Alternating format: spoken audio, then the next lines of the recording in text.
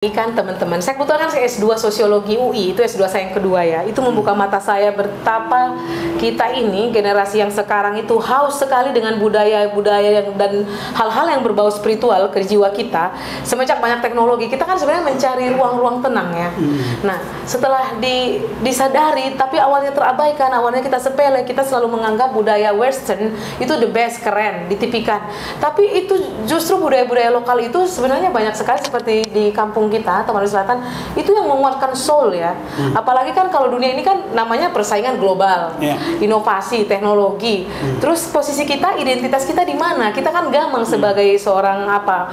Sebagai warga Indonesia atau warga lokal atau warga dunia.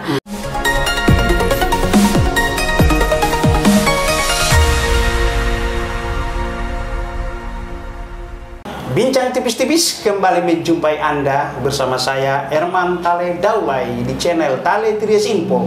Di channel ini berbagai isu terkini yang menjadi perhatian publik dan narasumber yang kita hadirkan untuk membahas isu tersebut akan kita iris-iris menjadi tipis-tipis. Ini tayangan perdana pasca Lebaran. Wow. Kita menghadirkan narasumber luar biasa, Saudari Edrida Pulungan. Saya sebut beliau ini luar biasa karena pernah meraih muri karena karya beliau satu-satunya yang dipajang di Globe Peace Library Prancis. Waktu itu ada 58 tokoh dunia tampil bersama beliau. Dan pada tangan kali ini kita sepakat dengan beliau mengangkat tema mempromosikan dan mencintai budaya lokal, dalam hal ini Tapanuli bagian selatan menuju panggung nasional, internasional. Karena beliau ini pernah tanda kutip menjual budaya-budaya Tabaksel itu di Australia, Prancis, Azerbaijan. Beliau udah pernah berkunjung ke sana, seperti budaya Mamupaupa, Partuturon, adat Dalian Natolu. Semua itu mengisi, menjernihkan jiwa semua rupanya katanya. Jadi jangan anggap enteng masalah budaya Tabaksel ini, ya kan? Tadi beliau memberikan pembanding kenapa orang-orang Tabaksel ini tangguh, kokoh menghadapi badai kehidupan, karena sejak kecil mereka sudah ditempa berbagai pendidikan, kawah candra di muka di dalam keluarga. Buruk kuinang anak kuamang itu jangan dianggap enteng itu. Anak ternyata itu kasih sayang. Kenapa di sebuah negara katakanlah Jepang ya, ataupun Korea Selatan gampang orang sana bunuh diri karena ternyata kosong di sininya, ya kan? Kita mulai iris tipis-tipis dulu satu-satu dulu sebelum coba iris tipis-tipis dulu soal muri karyamu yang dipajang di Prancis itu apa itu? Boleh. Terima kasih sebelumnya ya buat Bang Herman Daulay, luar biasa. Dalam bincang tipis-tipis akhirnya kita cancel semua agenda demi bisa hadir di sini karena sangat penting ya. Jadi perkenalkan, nama saya Edrida Pulungan ya. Saya lahir di Sidimpuan di bulan April, tanggal 25 April ya. Kemudian 19 tahun berapa? Nah, itu bisa dilihat di Wikipedia ya. Ada, cek Google. Oke. Nah, jadi hal yang menarik adalah memang saya ini putri daerah Tabaksel, karena dulu Tapanuli Selatan itu pernah bagian dari Parang Sidimpuan itu pernah jadi bagian Tapanuli Selatan. Ibu kotanya, dan juga termasuk almarhum bapak saya adalah konseptor Parang Sidimpuan ya, menjadi kota dulu. Jadi kota Sidimpuan inilah tempat hari-hari saya ditanam gitu, dan budaya-budaya itu sangat kental ya Bang, terasa. Jadi sebelum saya cerita rekor muri, sebenarnya memang saya kan kuliah murni adalah kuliah di kampus di Sumatera Utara ya. Di Universitas Sumatera Utara saya mengambil kuliah S1 Fakultas Ekonomi, dan di Universitas Negeri Medan saya mengambil kuliah Fakultas Bahasa dan Seni Bang. Jadi saya kerja ini padang bulan pancing gitu kan, bolak-balik sampai akhirnya dua-duanya kelar. Nah, setelah itu karena saya tidak bisa kerja seperti teman-teman yang sudah sarjana karena sambil kuliah 2, saya itu nulis-nulis tuh Bang, nulis puisi, dan juga pernah lah ngurusin kolom manajemen dan bisnis di Medan Bisnis. Nah, setelah selesai saya tidak mencari kerja, saya ikut program pertukaran pemuda Indonesia Australia ke di tahun 2006. Yeah. Nah, disitulah pertama kali saya melihat cross culture ya, budaya luar, dan saya lihat juga dengan identitas saya karena mewakili Sumatera Utara dan mewakili Tapanuli Selatan juga.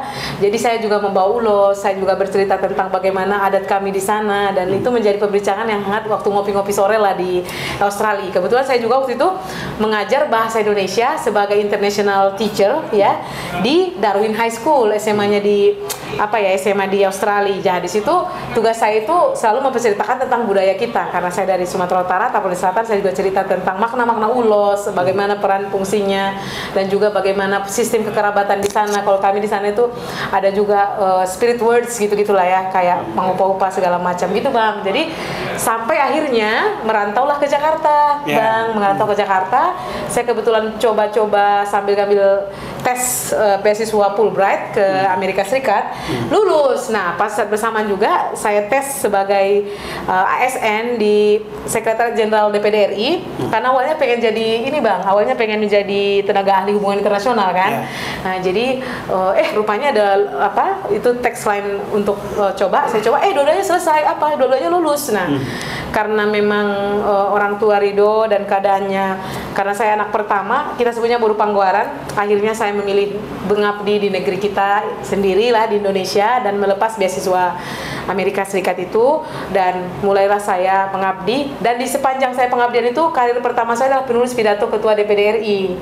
Kalau kita nulis pidato, sebelum dia garudanya warna kuning emas, kita nggak bisa tidur gitu kan, karena mengkonsep. Nah, kadang di kejenuhan itulah Bang, saya menulis puisi. Di kejenuhan dengan semua isu-isu aspirasi daerah, saya tidak punya WASE. Padahal semenjak saya SD, saya sudah nulis puisi, SMP sudah, dan sering ditayang di Analisa, di Waspada. Tapi bagi saya itu hanya WASE aja, nggak dianggap sebagai yang istimewa Bang. Karena kan saya nulisnya banyak, nulis opini juga, kadang nulis pidato, nulis tentang riset gitu. Tapi puisi ini kayaknya menjadi bagian yang istimewa dalam hidup saya gitu, karena bisa mengeksplorasi apa yang kita lihat, cara pandang kita gitu Bang. Nah, hingga akhirnya di tahun 2019 Bang, kebetulan saya ada undangan di Kementerian Luar Negeri, ada program tentang kreatif talk show, karena saya suka yang berbau kreativitas ya kan Bang. Jadi saya hadir karena saya juga waktu itu saya kerja di Dewan Perwakilan Daerah, saya juga sudah S2 Hubungan Internasional ya, jurusan diplomasi di Paramadina. Nah, saya hadir, terus saya berbincang dengan Wakil Dubes Prancis dan bercerita, kenapa di sini tidak ada narasumber perempuan? Saya bilang, wah kamu ini ya suka dengan persamaan tentang hak apa? Iya, itu ada juga tuh forum perdamaian di Prancis katanya. Jika kamu punya ide, kamu diundang. Saya seriusin kan. Nah, pada saat itu saya prosesnya sampai setahun. Jadi disuruh mengirimkan usulan ide tentang konsep perdamaian. Karena saya sudah banyak buku-buku dan banyak karya-karya tentang puisi perdamaian seperti di Aleppo, Palestina, Myanmar, apa semua ya udah saya kumpulin lah dalam waktu sebulan. Jadilah bukunya, judulnya itu The Peace Message, 1000 Poetry for Peace to the World. Artinya adalah pesan damai bumi, 1000 puisi perdamaian untuk dunia. Nah, setelah itu kira-kira 3 bulan saya menerima undangan, selamat Anda diundang di di Paris ya, forum perdamaian yang diikuti oleh 7.000 delegasi. Nanti bisa dilihat di YouTube saya, Trida Pulungan, dan ada juga 5 Minutes Paris Peace Forum. Di situ ada snapshot saya sedang bicara. Nah, itu juga sebagai dokumen yang menjadi bukti bahwa saya ada di sana dan menjadi bagian dokumen MURI ya untuk legalitas dan kurasinya. Jadi pada saat itu di forum itu kan banyak sekali high level meeting dengan berbagai bidang ya. Nah, saya masuk di forum perdamaian itu mewakili Indonesia, dan saat itu yang mewakili juga ada dari artis namanya Tulus ya. Dia juga presentasi tentang gajah segala macam dalam konteks Jadi pas setelah itu saya lihat di tengah-tengah gedung ini yang besar banget ini ada satu Globe Peace Library yang kalau setiap lewat ada penjaganya gitu, kayak pas pampres kan, orang-orang penting gitu disut selesai baru dia naruh buku gitu. Terus ada 2 orang besar, mungkin pengawal presidennya Pak Emmanuel Macron itu ya, Mr. President. Saya tanya, ngapain mereka itu lewat-lewat? Macron hadir di acara itu. Macron hadir di acara itu, dia yang membuka Sekjen PBB Antonio Guterres, dan juga Emmanuel Macron, dan Komisi Uni Eropa, presidennya perempuan namanya Madame Ursula ya. Nah, nanti kalau teman-teman Google Paris Peace Forum Report 2019 akan ada nama saya di situ, barisan ke 48 ya. Ada juga Raja Philips, semualah tokoh-tokoh. Nah, yang memberikan buku itu semuanya haruslah tokoh dunia dan atau presiden, karena mewakili negaranya, representatif. Jadi dia kasih buku sebagai simbol ide-ide gagasan tentang perdamaian. Nah, pada saat itu Bapak Presiden Jokowi berhalangan hadir ya. Biasanya kan diwakili oleh kedutaan. Nah, pada saat yang sama juga saat itu ada sedang sidang PBB. Nah, itu benar-benar ada 2 forum penting waktu saya ke sana. Nah, setelah itu, kenapa kamu bertanya, kata ininya ya, pengawal presiden. Iya, saya penulis buku gitu. Oh iya, katanya, kamu punya buku rupanya, katanya. Saya bawa buku saya bawa sekitar 10 karena saya pikir nanti ketemu teman-teman di sana bisalah saya kasih buku-buku ya kan. Tapi saya nggak kepikiran makan memberi buku, saya cuma bawa buku saya kan. Nah, terakhir setelah itu sekitar 15 menit kemudian dia datang saya, Miss, kemari, katanya. Yes, ini bukumu bagus sekali, bisa dimasukkan ke Globis Library. Nanti kami akan tag dokumentasinya, kami akan inikan dan Anda akan kami bimbing menuju. Buku apa itu? Nah, itu buku kumpulan puisi saya. Oh, buku kumpulan puisi. Ya, sekitar 200 lebih halaman ya, 200 lebih halaman. Mungkin karyanya juga sekitar 200-300 puisi ya, kalau nggak salah. Itu karya-karya saya lah. Beberapa saya pilih kurasi dari karya sebelumnya, beberapa saya buat. Nah, saya bawalah buku itu. Dan satu hal yang menarik, ini adalah salah satu, kalau dibilang Bang, strategi kita secara diplomasi budaya. Ini mungkin yang membuat unik karena di cover buku itu adalah gambar frame emas, terus burung phoenix, pakai motif motif batik. Judulnya depan bahasa Inggris, cover belakangnya bahasa Inggris, bahasa Prancis, bahasa Rusia, dan kemudian di dalamnya bahasa Indonesia. Jadi dengan sendirinya, karena kita sebagai bangsa juga harus mempromosikan bangsa kita, jadi kita ada fungsi diplomasi bahasa Indonesia. Jadi buku itu lulus. Jadi artinya dengan sendirinya buku itu memberikan satu pesan kepada dunia agar belajar bahasa Indonesia. Dan sekarang kan bahasa Indonesia juga menjadi bahasa resmi UNESCO kan. Nah, jadi saya merasa itu pun memang idenya sederhana, tapi itu membuka mata teman-teman atau para pemikir-pemikir dan tokoh dunia itu bahwa bahasa Indonesia itu akhirnya buku saya itu hadir di situ. Nah, waktu itu disuruh pilih mau di mana, di kanan, sisi kanan, dan sisi kiri. Saya pilih sisi kanan atas dan buku itu bergandengan dengan buku Sekjen PBB Antonio Guterres, dan kebetulan waktu itu bukunya berwarna biru ya, biru simbol dari peace, perdamaian. Sampai cerita itu ke Muri. Nah, jadi pada saat saya 2019 berangkat, tiba-tiba 2021 Pak Jaya Suprana nelpon saya. Saya juga sering ngelihat beliau kan dari dulu, udah lihat tahu dia Muri, tapi nggak pernah kepikiran. Paling saya melihat Muri-Muri Rekod ini di rumahnya ini Pak Menteri Pak Lijon ya, karena kan saya sering lewat sana, tapi nggak pernah kebayangin bakal dapat Muri kan. Nah, setelah itu telepon bicara, ternyata cocok karena Pak Jaya ini suka yang berbau inisiatif, inovasi, terus keragaman, Bhinneka Tunggal Ika. Nah, beliau bilang, nama Anda siapa? Saya ingin ngasih Muri. Kenapa Anda bisa sampai di sana? Apa Anda bisa bahasa Prancis? Banyak sekali kan. Nah, setelah itu, ya Pak, sedikit-sedikit lah gitu. Nah, saya mau ngasih Muri ya. Nanti coba Ibu nanti hubungi tim saya. Nah, itu Muri kan dikasihnya 2021, masa pandemi. Tapi baru terlaksana 2022. Dan yang membuat saya sangat bahagia dan merasa sangat terharu dan istimewa, karena pada saat itu ya langsung yang menyerahkan Pak Jaya Suprana dengan istri beliau di Gedung Muri, dan juga dihadiri oleh mantan duta besar yang berasal dari kita juga, Kota Parangtripa, itu Pak Bomir Pasaribu. Karena dia waktu itu kan mendengar saya dapat Muri, waktu saya jadi narasumber acara orang-orang daerah kita sana ya, acara-acara di Mandailing Natal ya, tentang pahlawan nasional. Saya sekalian bilang, mohon doa Pak besok dapat Muri ya. Dia datang pada saat pandemi ya. Nah, jadi dapatlah rekor Muri ini bersama 5 tokoh lainnya. Ada doktor terbanyak, ada ini gitu banyak ya. Jadi ada 5 orang yang mendapat. Nah, 2022 diserahkan secara resmi itu kan rekor anugerah Muri. Dan yang paling membuat terharu itu kategorinya saya kira budaya, Bang Herman. Rupanya kategorinya ilmu pengetahuan dan teknologi. Terus saya tanya Pak Jaya, kenapa ini nggak budaya, culture apa? Itu bukan pentas seni, itu adalah high level meeting yang kamu hadiri itu meeting, dan itu kamu sains dan teknologi karena ada ilmu pengetahuan di sana, kearifan lokal, budaya secara ini kamu tawarkan di situ. Oke, karena tadi Ed bicara ilmu pengetahuan, berarti kan ada didahului riset. Hasil riset Anda di Tabaksel ini, tadi budaya Mangupaupa, Partuturon, Dalian Natolu. Kau bilang itu kan bisa menyinari budaya lokal untuk pencerahan internasional. Betul. Coba iris tipis-tipis dulu soal Mangupau ini apa sih kehebatannya itu? Jadi kan teman-teman, saya kebetulan kan S2 Sosiologi UI, itu S2 saya yang kedua ya. Itu membuka mata saya betapa kita ini generasi yang sekarang itu haus sekali dengan budaya-budaya dan hal-hal yang berbau spiritual ke jiwa kita. semenjak banyak teknologi, kita kan sebenarnya mencari ruang-ruang tenang ya. Nah, setelah disadari, tapi awalnya terabaikan, awalnya kita sepele, kita selalu menganggap budaya Western itu the best, keren, ditipikan. Tapi itu justru budaya-budaya lokal itu sebenarnya banyak sekali, seperti di kampung kita, Tapanuli Selatan, itu yang menguatkan soul ya. Apalagi kan kalau dunia ini kan namanya persaingan global, inovasi, teknologi. Terus posisi kita, identitas kita di mana? Kita kan gamang sebagai seorang sebagai warga Indonesia atau warga lokal atau warga dunia.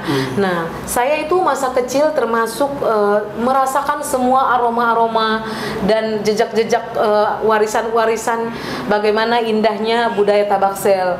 Nah, waktu misalnya kan kayak mengupa-upa ya, waktu saya merantau ke Medan, biasanya dikasih lah makan kami, ini pingin nangis ya, terharu kan.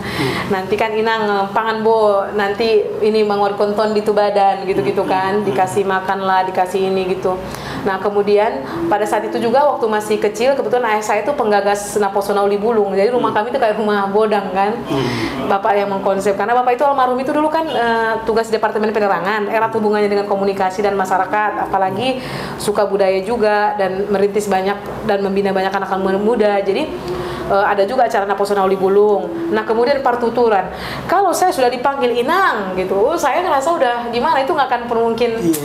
Saya tuh kadang sampai sekarang itu masih flashback. Dan setiap saya jadi narasumber baik dalam dan luar negeri, saya selalu menyampaikan the first school, the first school in your life sometimes not the formal itself, but it was your family.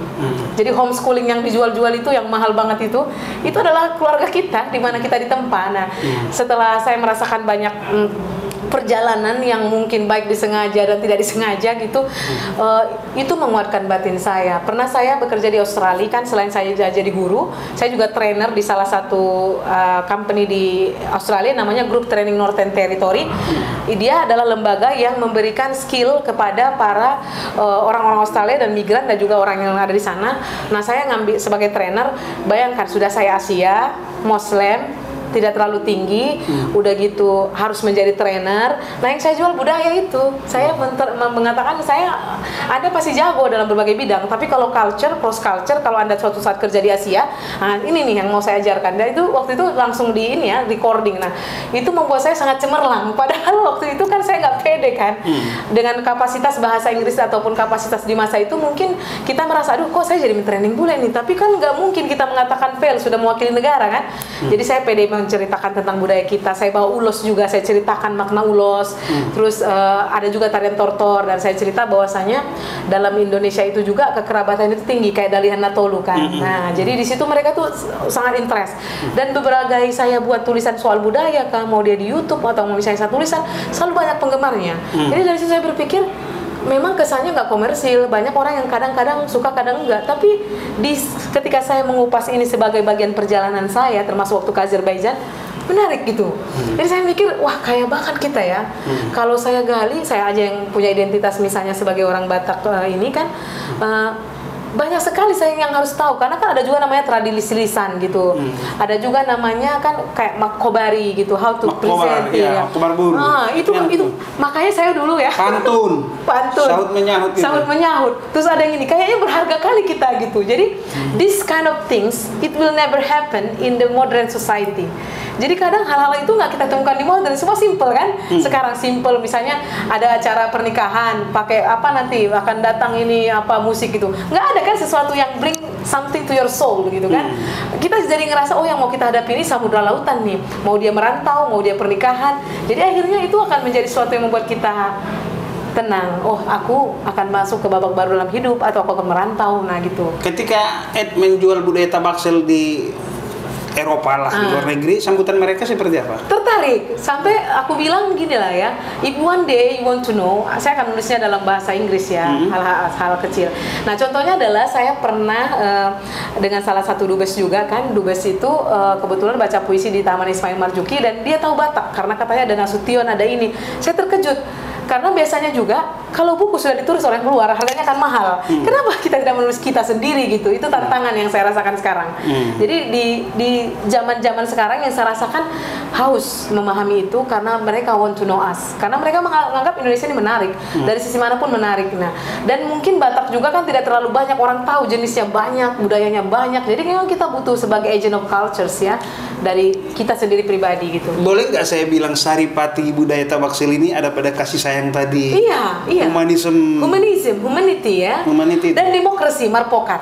Oh iya ya, semua kebagian ya. Iya, saya kadang terharu begitu leluhur kita itu memang sangat bijaksana ya. Jadi kalau dibilang local wisdom, kita semua punya lah ya. Baik dia mau masak nasi pakai daun, itu kan baru aja di Eropa kan. Dan jadi raja giliran juga bisa. Di sini dia buru, besok di sana bisa jadi ula-ula mora kan. Fungsi tri dari dana tolu. Jadi mempusikan orang-orang itu dengan berbagai cara sehingga dia merasa menjadi manusia, human being gitu. Jadi kadang saya tuh merenung-merenung, kadang butuh juga pengen ngobrol sama teman-teman diskusi tentang orang-orang menggiat budaya dan masih minim. Jadi ini PR kita ya. Maksudnya apakah nanti generasi sebelumnya akan mengerti itu? Bahkan saya kadang terkejut. Banyak orang yang sudah tidak bisa lagi berbahasa kita kan, berbahasa Batak gitu. Padahal kalau mereka mencoba meresapi, mendengarkan, bahkan kalau misalnya lihat lagu-lagu Vicky Sianipar tuh, lagu-lagunya itu kemudian diinikan sama beberapa komposer atau beberapa ini kan, jadi dia menjadi bagian dari kebudayaan dunia karena kan udah dipublikasikan kan. Jadi locals, jadi kalau dulu almarhumah saya berkata, do lokal, think global, itu saya lakukan itu. Itu sesuatu yang dulu jarang ya, mungkin karena bapak saya merantau ke Jogja ya, kalau saya kan merantaunya ke Jakarta. Jadi dia tuh mungkin juga merasakan dirinya minoritas karena dia Batak, udah gitu Muslim gitu, minoritas gitu. Tapi dia bisa bahasa Romo Inggil, Jawa kan. Jadi kadang aku merasa, oh berarti memang dia juga mengalami transformasi cross culture ya. Nah, dia juga kan jurusan Usul Hudin, perbandingan agama. Nah itu ada sedikit ke saya masuknya ke dalam konteks berarti guru terbaik itu memang ada di keluarga kita, ada di budaya kita yang terinternalisasi. Karena kan dibenci kan, kampungan, ada kata kampungan kan? Iya, gini. Kenapa bahasa itu identitas saya bilangnya? Saya ambil contoh orang Cina. Udah turunan ke-7 di Kisaran, turunan ke-7 di Maluku Utara, turunan ke-7 di NTT sana atau di Kalimantan sana. Suatu mereka ketemu pasti bahasa Cina itu masih paling tujuan gitu loh. Kita kadang baru turunan ke-3, ke-2 Papua, tujuannya udah nggak bisa.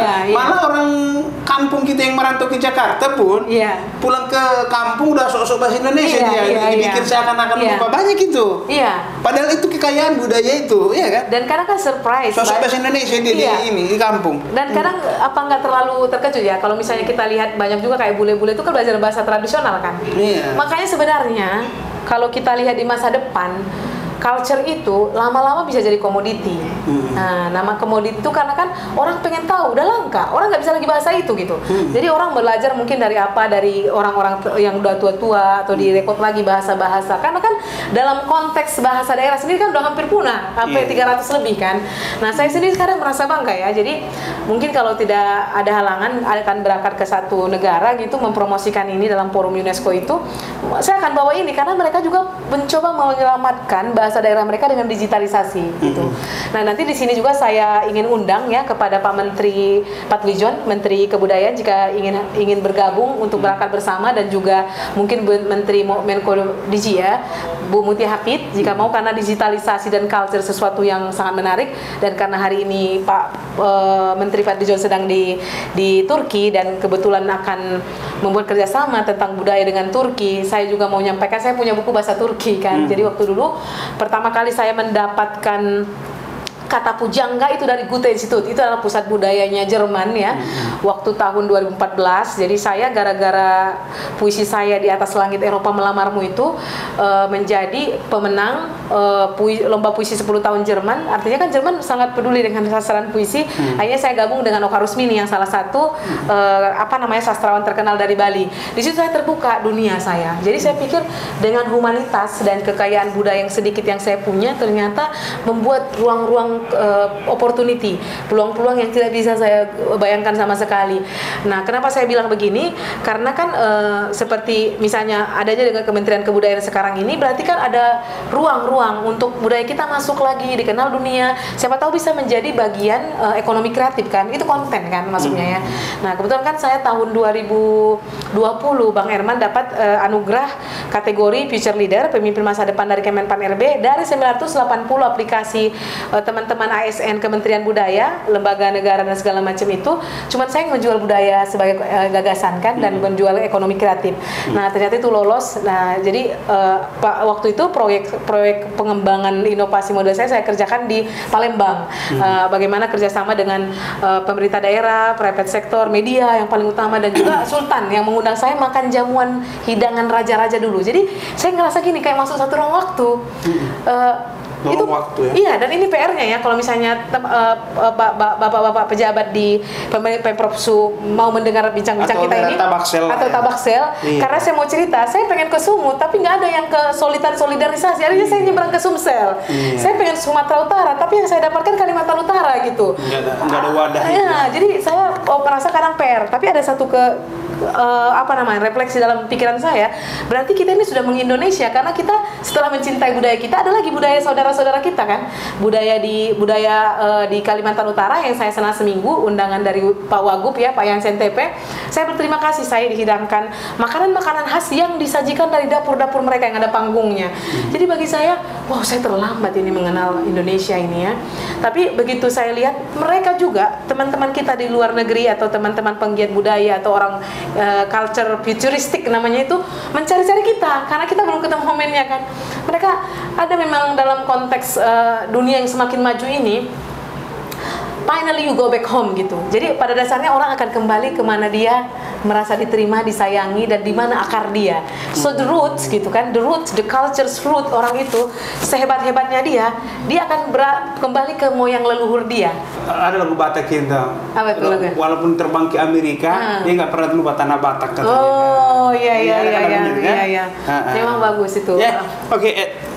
Dari perjumpaan Anda dengan masyarakat luar sana, yes. Ada nggak sih persamaan budaya kita Tabakseli dengan mereka? Katakanlah mungkin waktu porja, pesta, potong sapi atau apa, ada nggak sih di negara? Ya, mungkin satu Rusia ya. Nah, waktu itu saya diundang sama Pak Dubes Sergei itu perkawinan mereka di desa-desa. Ternyata itu ada yang masak bersama gitu. Saya terkejut. Saya kira Rusia itu keren banget, besar, modern ya kan. Ternyata ada mereka masak bersama. Kayak kita kalau di misalnya di kampung kita kan apa namanya itu yang masak bersama itu, yang dia dibawa kuali, bawa apa semua, terus masak dalian itu, dangdang semua. Itu ada dangdang, terus ada kayak nangka-nangka dipotong, direbus. Di kampung. Terus mereka ngumpul di satu tempat, terus dibawalah pihak laki-laki ya, pihak perempuan, terus kayak dikasih selembar kain gitu, seperti ulos-ulos apalah itu kan. Jadi saya mikir, wah, ada ya. Tapi kalau misalnya kita waktu itu merasa negara lain sudah sangat besar, mungkin tidak akan. Nah, sekarang negara mereka sedang fokus berusaha untuk mengembalikan bahasa daerah mereka dan akan digitalisasi gitu. Di negara maju tersebut ada nggak sih semacam museum yang mewakili semua representasi dari semua budaya nasional itu? Katakanlah kita Tabaksel, mungkin perlu satu tempat sebagai. Jadi kalau datang dari luar negeri nggak perlu dia terakomodir di sini, gimana menurut? Sebenarnya kalau untuk Indonesia ada Taman Mini Indonesia Indah kan? Ya, maksudnya lebih ini. Ya, kalau waktu saya ke Cina, saya ke Changsha Museum ya. Changsha ini pasti kita terkejut nih. Ini panggilan untuk teman-teman diaspora Batak Tabaksel yang ada di seluruh dunia ya, kalau ada dengar ini. Jadi dia orang kaya banget di Amerika, Bapak ini ya. Terakhir dia pulang ke kampungnya membangun galeri museum yang besar dengan ada teknologi, ada juga tradisional. Jadi dia pintar. Yang bawa teknologi ada macam apa ya namanya remote control, melihat bagaimana leluhur mereka di masa lalu, perjuangan negara mereka, veteran mereka gitu. Terus ada yang berbau itu tuh kayak selat yang laut Cina Selatan yang Silk Sutra, dan menampilkan semua wajah-wajah perempuan-perempuan dari berbagai daerah-daerah di Cina itu. Waktu itu kan saya ke Changsha, Zhangjiajie, dan beberapa desa-desa yang dijadikan desa wisata dengan menjual budayanya itu. Termasuk itu si ular putih itu rupanya cerita-cerita legenda, tapi gara-gara bayangin ya kalau misalnya kita ke Tabaksel sana, ke Sipirok sana, kita buat storytelling tentang ulos, bahwasanya simbol bla bla bla itu laku banget. Nah itu dilakukan oleh Cina, ada begitu. Sekarang kan kalau misalnya kita bicara budaya, siapa sih yang mengkomersialisasi budaya? Cina, Korea nih. Korea juga kan ada pendapatan mereka per kapita dengan menciptakan film-film Korea, sampai anak-anak Korea itu nggak pengen lagi kerja di government, atau udah ada, jadi ekonomi kreatif jalan. Terus Cina juga kan masih mau terus mereka menggali-gali akar leluhur mereka, sampai ada filosofi ideologi Zen gitu-gitu ya. Kan kita juga ada filosofi ideologi yang dari kita daerah Batak itu kan ada juga ya, bagaimana leluhur kita kan misalnya zaman dulu mewariskan berbagai macam kearifan lokal ke kita gitu, misalnya budaya itu loh, misalnya menyimpan emas gitu kan, supaya ada serenya nanti kalau apa bisa dijual, mereka juga ada. Jadi financial mechanism, menabung aja ada gitu. Kayak kita misalnya zaman nenek dulu, dia mau masak beras, dia ambilkan segenggam baru dia taruh di situ kan, to remember about the future kan. Nah beberapa negara sebenarnya banyak begitu, tapi konteksnya karena kita tidak menganggap itu sesuatu yang menarik, padahal itu menarik bagi negara kita, jadi kita melihat orang terlalu kagum, melihat diri sendiri terlalu rendah gitu kan. Oke. Demikian bincang tipis-tipis bersama Edrida Pulungan, sastrawati Indonesia asal Kota Salak, Sidimpuan, yang sudah manggung di internasional. Saya ulang lagi, beliau peraih Muri, ya, karena salah satu karyanya dipajang di Globe Peace Library Prancis, ya kan? Kalau puisinya apa? Satu aja. Satu aja penutup. Ini khusus untuk bincang tipis-tipis ya. Ini kalau di luar honornya mahal nih, tapi di sini honornya gratis, dengan senyuman ya, free. Makanya tonton ya. Nah, saya akan baca pesan Damai Bumi ini. Ini puisi yang menangkan hati para juri dan juga tokoh-tokoh dunia akhirnya. Puisi saya ini membawa saya terbang ke negara Napoleon Bonaparte. Pesan Damai Bumi, karya Edrida Pulungan. Bumi berpesan pada sungai, gunung, laut, dan matahari. Tidak berseteru dalam hening pagi, namun menyanyikan denting damai dalam orkestra Lajuardi. Semua makhluk riuh, berebut, berlari, dan bertasbih di negeri Zamrud Katulistiwa, bertugas membawa pesan damai hari ini. Di sini kini engkau berada pada satu zaman yang penuh deru debu. Dendam tertanam di ladang-ladang kami, membaca kembali lembar-lembar sejarah kejayaan negeri di masa lalu. Berbeda-beda, bersuku-suku. Ada kisah perang dan perundingan dalam hitungan abad. Aku kembali berbicara pada dinding tembok yang membisu. Apakah kau dengar gemasang waktu? Haruskah aku berbisik dalam hitungan abad agar engkau mengerti aku? Aku kembali berbicara pada dinding tembok yang membisu. Haruskah aku berbisik dalam segala bahasa tentang kepanaan dan keabadian, tentang persatuan dan perpecahan, tentang keyakinan dan keraguan, tentang waktu hening yang kita rayakan. Kita berbeda seperti hitam dan putih kulit kita. Aku adalah kerikil berpasir, engkau batu pualam besar. Kita akan menjadi jembatan batu dilewati petani menuju dangau di sawah. Laut lepas, angin semilir, nyiur melambai, ombak berbisik, ikan-ikan, burung-burung merpati, pohon-pohon di taman adalah milik kita. Aku dan kamu adalah lagu, ikatan keberanian yang menyatu, warisan peradaban generasi emas. Kita adalah pembawa pesan damai, bumi semesta, Ibu Pertiwi. Puncak Ijian 2018, Edrida Pulungan untuk masyarakat Tabaksel, Indonesia, dan dunia. Terima kasih Bang Herman. Assalamualaikum warahmatullahi wabarakatuh. Waalaikumsalam.